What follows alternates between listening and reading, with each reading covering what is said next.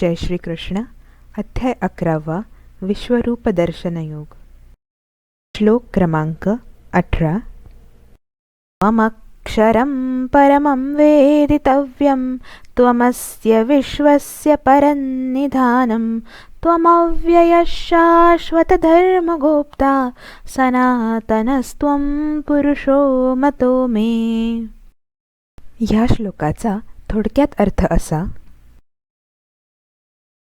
आपणच जाणण्याजोगे परब्रह्म परमात्मा आहात. आपणच या जगाचे परम आधार आहात. आपणच अनादि धर्माचे रक्षक आहात आणि आपणच अविनाशी सनातन पुरुष आहात असे मला वाटते.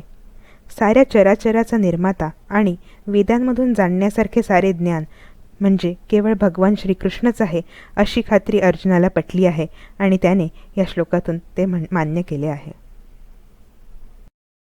पुढील श्लोक उद्या. धन्यवाद. जय श्रीकृष्ण.